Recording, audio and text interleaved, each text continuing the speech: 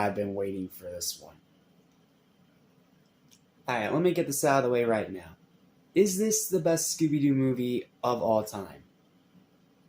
No. No, it is not. It is not the best Scooby-Doo movie of all time, no. It is not better than Zombie Island, and it is not better than Camp Scare. But, this is easily a top 3 Scooby-Doo movie with those two. It's on the same level, but it's not better. Why? Let's discuss. What's up? What's happening? What's going on, everybody? Welcome back to Animation Station. Never such for anything and everything animation, including a crime-solving canine and his group of meddling kids. And welcome back to Scooby Snacks and Spooks. Welcome to one of my personal favorites, Scooby-Doo Mask of the Blue Falcon. This movie's awesome. That's the simplest way I can put it. It is an awesome movie. It's a fun time. It's an absolute blast. I had such a great time with this one. When I first watched it, and even watching it now, for the 6th time since I saw it, it's still just as great as it's always been. This has always been one of my favorite Scooby-Doo movies. It is criminally underrated, and it is so incredibly clever and sharp-witted that I can't believe it's been overlooked so much.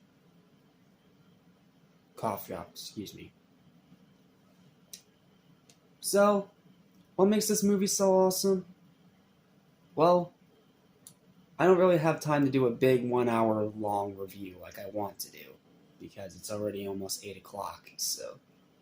Instead, I'm going to give you guys probably one of my most deep, analytical, written reviews that I've ever done. And I can only hope that it does it some kind of justice.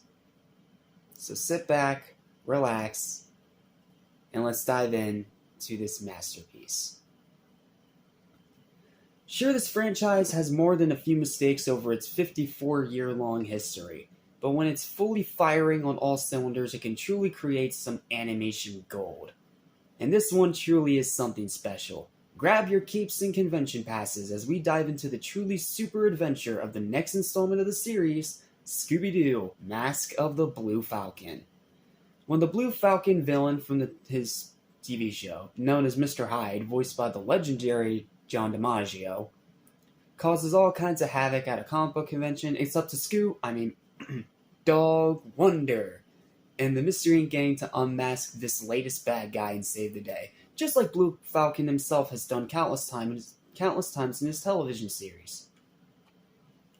Before I even get to the normal review stuff, I gotta geek out a little bit. This entry is absolutely littered with references and homages to many of the classic Hanna-Barbera and Warner Bros. Cartoons of the Golden Era.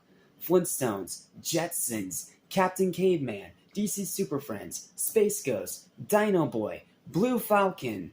They are all given a little bit of spotlight via references either subtly in the background of the scenes or outright stated in lines of dialogue. And if that wasn't enough, they even go on to reference classic pop culture, including Spider-Man, which they referenced twice, bringing in the same composer that made the incredible Batman the Brave and the Bold animated series opening theme song to make the opening credits theme for this movie too, and it's just as awesome. And the many similarities with the naming of locations and the fictional elements scattered throughout the movie. San Pedro, obvious stand-in for San Diego, combat bots, better known as Robot Wars, or as you know it nowadays, Discovery Channel's BattleBots, Brad Adams, Brad Pitt, etc., etc., etc. When you really catch on to it, you really catch on to it. That alone was enough for me to enjoy it, but they didn't stop there. They went the extra mile by including very clever and very self-aware writing that breaks the fourth wall constantly with amazing commentary on nerd culture, the merch collectors. Being one myself, that was such a nice thing to see. The talented cosplaying community that I have nothing but respect for. Seriously, they're such talented people. The stars, after their fame fades, which is even more clever when you realize that Batman himself, the late great Adam West, is the voice of Blue Falcon himself, Owen Garrison, in this movie.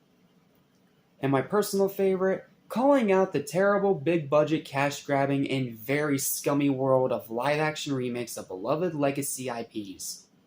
As someone who suffered through so many of these horrible trash piles, Nightmare 2010, all the freaking Disney ones except for Little Mermaid, Garfield, and Dragon Ball Evolution, just to name a few. That was amazing to see and becomes even funnier with every single bad remake that you see. Kind of like the SpongeBob episode Graveyard Shift in a way, where with that one, the more terrible horror movies you see, the better the episode gets as a result.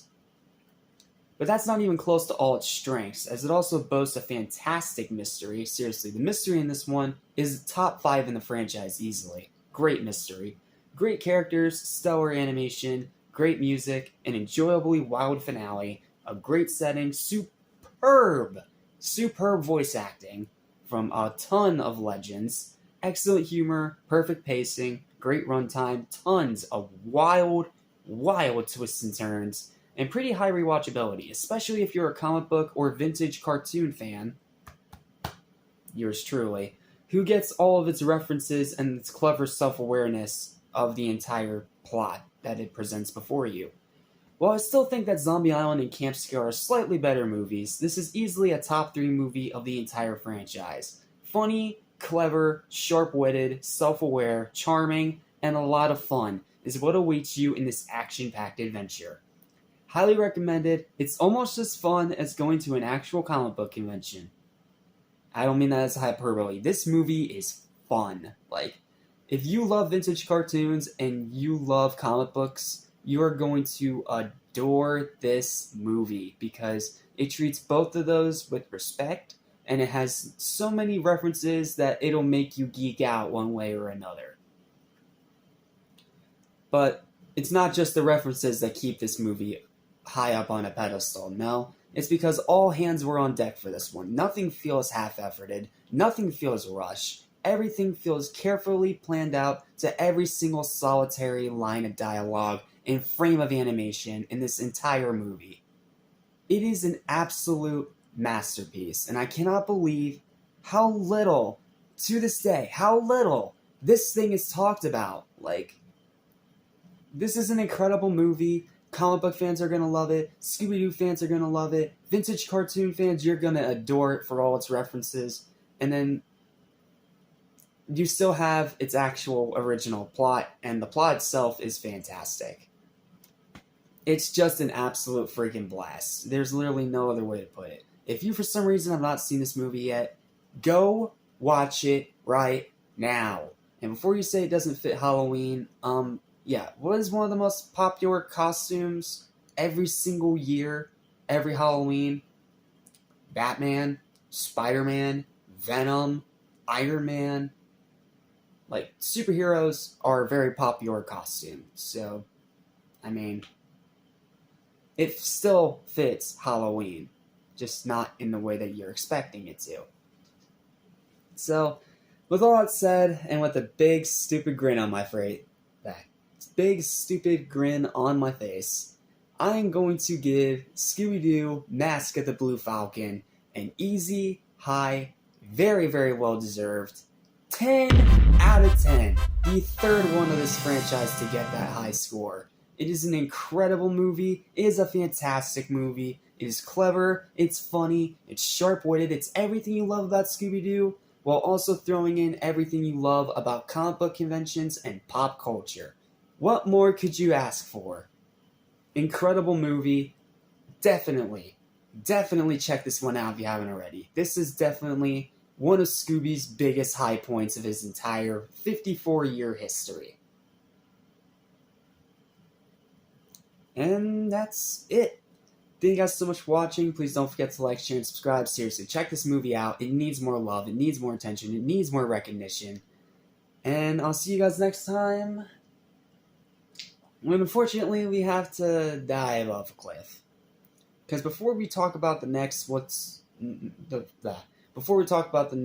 Mystery Incorporated era Scooby-Doo movie, we gotta knock out one extra little offside thing first. And oh boy, is it bad. See you next time for the Mystery Map.